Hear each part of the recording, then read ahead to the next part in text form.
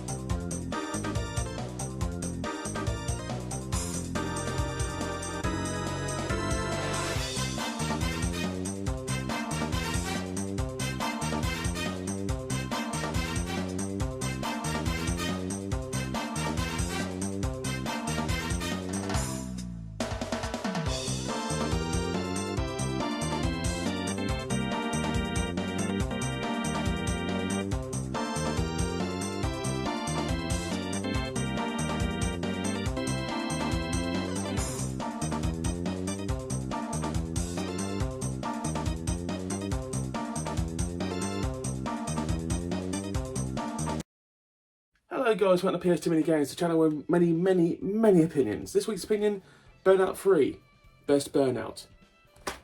Just opinion. seriously, one of the PS2 mini games. Thank you. Last week had an error, piece of misinformation, if you will, completely my fault. I declared that this was the most expensive PS2 Scooby-Doo game. Yes, I was wrong. There is another one. There is a one that is slightly more expensive, like £30 to £35. In the same art style, not to this one, but I need to get that one too. So once again, mistake, my bad. I'll put the name of the title of the game underneath because I'm drawing a blank right now. But as you can imagine, when there are some like 2,230 games to find, you do forget the odd one. Hey, you know who lives in this house? A great big phony! Before we get to the main episode, there is some thoughts of future episodes. I have been requested by a couple of people, I say couple, quite a few people at the moment, to think about doing a SingStar Bollywood episode. Which wouldn't actually be that horrifically hard to do. Just getting the Bollywood game isn't that hard to find. Obviously, I've got the microphones. Obviously, the man in me doesn't want to touch SingStar with a barge pole. Firstly, it requires singing, which I can't do. Secondly, Bollywood will require dancing, which I don't want to do. But at the same time, the Bollywood one would require using the eye toy. So there's the keen in me to not do that, but if people want me to do a Bollywood episode, I will do a Bollywood episode, but don't expect much from it, because as you can imagine, I'm not exactly a dancing machine, and I can't sing any Bollywood songs for the simple reason, I don't know any Bollywood songs. So it would just be for the fun of it. But if people want an episode, I will do that episode. Also, other episodes. DJ Hero.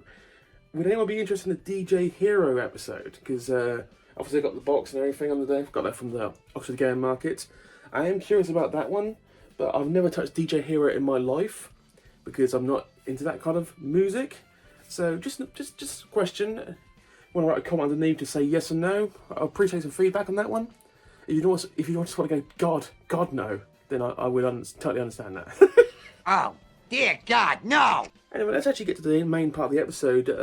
Skegness was surprisingly good for me and Dan, and probably the best town we went to in Lincolnshire out of the three of them. Obviously, Lincoln's the city, but best place, if you know what I mean. Generally speaking, it wasn't that easy to get to. Obviously, once again, single lane traffic. Literally surrounded by nothing like I saw in the last episode. Lincolnshire, there's just nothing there. Which is nice if you want to be left alone, but if you actually want to do things, it's not that great. For those you obviously roughly guess, living in Norfolk, Great Yarmouth is in Norfolk.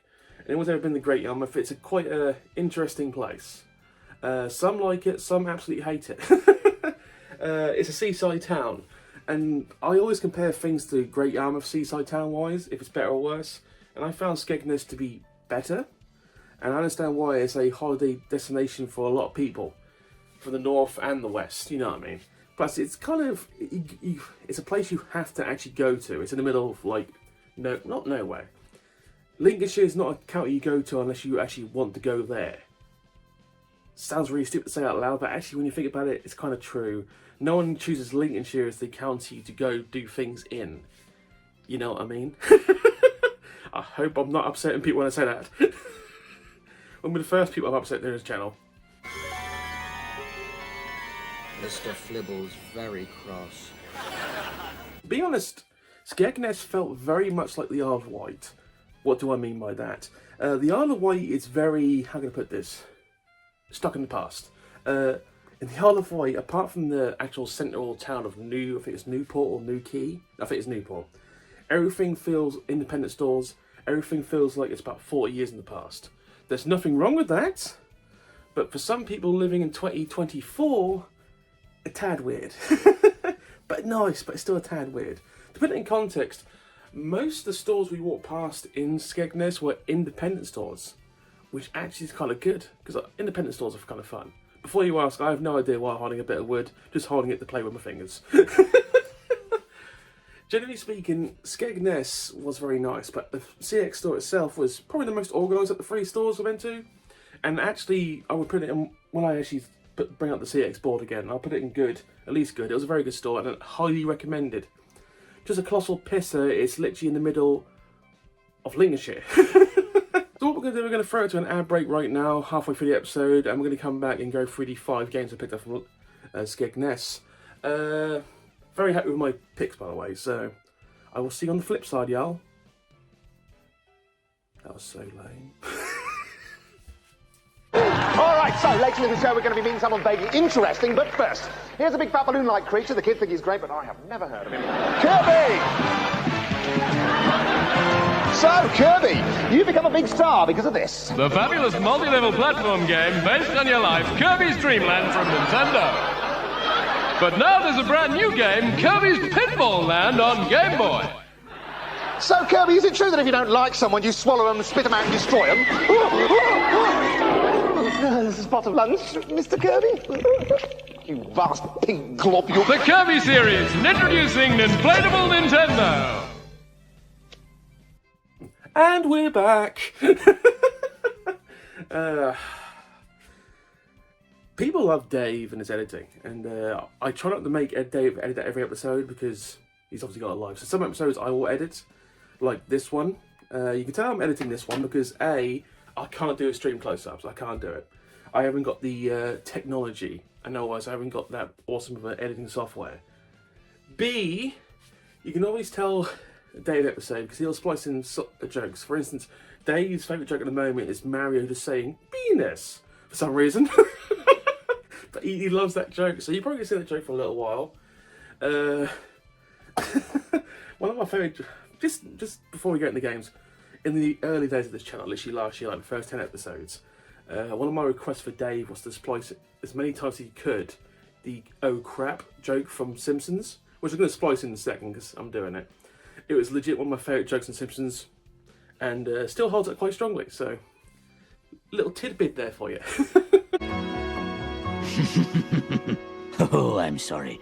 I can't divulge information about that customer's secret illegal account. Oh, crap. I shouldn't have said it was a customer. Oh, crap. I shouldn't have said it was a secret. Oh, crap. I certainly shouldn't have said it was illegal.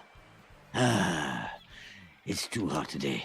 So let's get into the games. Game 1, Robin Hood, Defender of the Crown. One of these games where I've never really heard much about this game, but it's not easy to find, so happy to find it, obviously. Apparently it's a blend of, and I quote, strategy, action, and role-playing. So basically an RPG. I believe it could be not. It could be completely different. That's what the case says.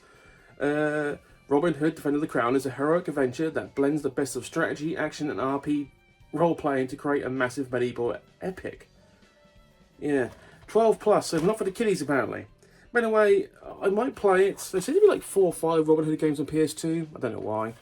It might be good. To be honest, for any like American people who watch this, and there are quite a few apparently, Robin Hood isn't that big of a deal for us. I don't know why Americans, especially with films, seem to pick that time period specifically, I can't say it probably, to fixate on British history. There are significantly better times for British history. That one's a bit, not so much boring, but it seems to be a little bit more fairy tale than most, if you know what I mean. I'm kind of sad. I actually know my British history. I'm quite a historian when it comes to like kings and wars, so nerd alert.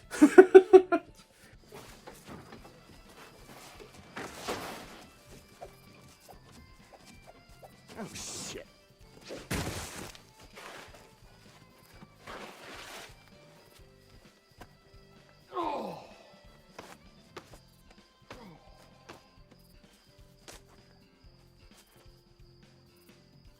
I can see!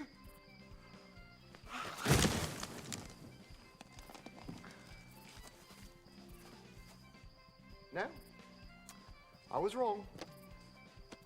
Game number 2, Wallace and Gromit in Project Zoo. To be perfectly honest, I've had many chances to pick this up at many CEXs. The reason I didn't was purely financial, and at the same time, if I already got like a bunch of games and I wanted to like save money for another place, I would hold off. And I like Wallace and Gromit, but it's not exactly what I would seek out for main games at any store. So it was the right time, right place to buy this. £6 paid, by the way, so a tad expensive for my liking. Wallace and Gromit animations, well I say animations, clay animations, are incredibly hard to do. To the point where it took many years for one 1 hour program. Everyone, for those who don't know, obviously it takes ages to do clay animation. And obviously the best one's the one with the penguin. Is it the wrong trousers? Yeah, that's the best one by far. Obviously the film, The Curse of the Were-Rabbit, that was decent, but nothing special. Obviously the person who did the voice for Wallace has passed away. I haven't heard the new voice of Wallace, but I'm assuming it's going to be reasonably good. But once again, and I mentioned it in an episode in the past, Russell Howard completely ruined it for me, because every time I think of Wallace, I just think of the joke from Mock the Week. Cracking heroin, Gromit! And every time, I can't get it out of my head. Cracking heroin, Gromit. Before we move over to the last 3 games, I just want to make this perfectly clear. The weather at the moment is absolutely awful. It's dark, it's gloomy. So obviously the light is off at the moment, which is all well and good, but obviously if you look into the games, you just see the camera. You just see the camera and it's just go to all the camera. So that's option 1. The other option, as you'll see in a second, is to have the light on like I had, which you see me better. The problem is when you get close to the camera, the games, the light beams off, and it looks kind of weird. So I'm in one of those positions where I can't win. So if you can't see the cases properly, I do apologise. But anyway, game 3, Crimson Sea 2. To be honest, I'm very happy to get this Crimson Sea 2 £8 pay, by the way. Firstly, it's a Koei game, and most Koei games on the PS2 were fantastic. I stand by that statement, by the way. Secondly, it's an RPG, and it's set in the, apparently, quote-unquote, the Galaxy Theopolis, which sounds like a Greek word, but there you go. And to be honest, the back of the box, and you won't be able to see this because of the camera, the artwork looks pretty good. So I'm probably going to give a good play of Crimson Sea 2 to see how it holds up. But I'm a big Koei fan. Do they keep making the same games multiple times? Yes, Dynasty Warriors, for instance. Dynasty Warriors 10 comes out this year, would you believe? 10! And to be honest, apart from the first 2, I've played them all, so maybe I'm the problem. But anyway, I will play this. The penultimate game, 7 Blades. Obviously, £10 paid. Made by Konami, if you can see properly. This actually intrigues me too. I've been waiting to get this for some time. Not that much of a common game, but it's going to hold up. The back of the case hasn't got much text, so I'm just going to go through it momentarily. The tale of 7 Blades begins in 18th century Japan, on the island of Dejima. Okay, I'm going to Google that. I don't know if Dejima is real, because I know my Japanese geography. I really do. I play a lot of games about Japan. The island has been designated a trading post for Western travellers by the government, but religious fanatics have their own ideals. Many samurais have been sent to investigate but have never returned. What was their fate? Can you uncover the mystery secret of Dejima Island? So, kind of intriguing. First of all, so samurais, I believe, were still a thing in the 18th century, but I think by the 19th century they were starting to fade out because Japan started embracing actual guns and weaponry. I could be wrong about that. For any Japanese watchers, I apologise if I'm misjudging your history. I mean, I am a massive fan of Japanese history. I mean, the 16th century was an amazing century if you like killing people. A lot of death in the 16th century between clans, if they're called clans, I'll get it wrong. But once it was all settled, they did bring in, I think, like 2 to 3 glorious centuries of peace. So, was it worth it? Kinda. But yeah, 7 Blades, good game. So the last game is classed as a CEX Rarity, which basically, as we all know, means it's above 40 quid. That's the only thing that means. Seriously. It's not about how rare the games actually are, it's about how much they want you to pay for them. Simple as that. Anyway, it's Dragon Guard 2. So I've got the original Dragon Guard 2, never played. Once again, artwork's amazing. Obviously a Square Enix game, so for the majority of games it's going to be it's going to be decent, apart from Unlimited Saga. Yeah. But Unlimited Saga's artwork is amazing, so I'm still very happy to have it. And I finally tried, obviously, last month, and I was like, oh. Anyway, I will try this. And now I've got a second one. I can actually play them back to back and see if I actually enjoy it. £50 paid. I'm still not 100% behind this Rarities. It does just seems like a cash grab by CEX. I understand some of these games are legit 20 years old now. So, yeah. Oh, by the way, I had... this is absolutely true. I had someone come up to me last week, a friend, and I think he was purposely trying to troll me. But he goes to me, I'm into retro gaming now. I've started collecting for the Xbox 360. And I was like, fuck you.